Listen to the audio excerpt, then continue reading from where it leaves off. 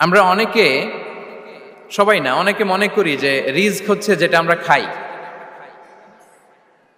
যেটা আমরা খাই এটা রিজিক, অথবা যে অর্থ আমরা উপার্জন করি এটা রিজিক। আমাদের অনেকের ধারণা, আসলে রিজিকের ব্যাপারে আমাদের ধারণাটা পূর্ণাঙ্গ নয়, এর বাইরেও অনেক কিছু আছে।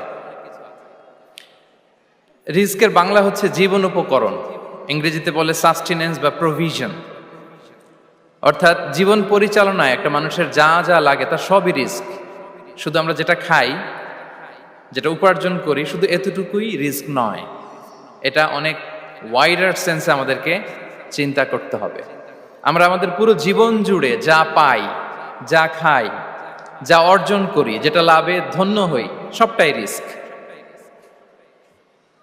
আমরা অনেকে যে বুঝি যেটা আমরা খাই, যেটা উপার্জন করি এটা রিস্ক, এটা যে একেবারেই রিস্ক নয় সেটা নয়, তবে এটা আংশিক সত্য, এটাও রিস্ক।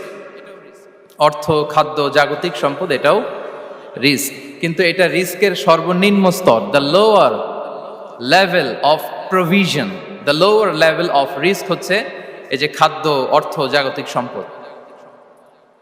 রিজিকের সর্বনিম্ন স্তর হচ্ছে এটা।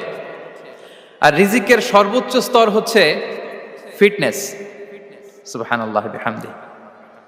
আমরা অনেকে এটাকে নেগলেক্ট করি, গুরুত্ব দেই না, কিন্তু এটাই রিজিকের সর্বোচ্চ স্তর, ফিটনেস। আপনি ফিট থাকা, অর্থাৎ ফিজিক্যাল অ্যান্ড মেন্টাল ফিটনেস, শারীরিক এবং মানসিক সুস্থতা, এটা রিজিকের সবচাইতে উচ্চতম স্তর, দ্য হায়ার স্টেজ অফ রিস্ক প্রভিশন, সাস্টেনেন্স, ফিটনেস, সুস্বাস্থ্য, শারীরিক এবং মানসিক সুস্থতা।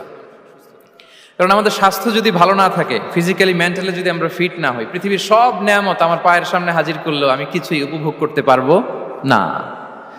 এজন্য এইটা সবচাইতে বড় রিস্ক।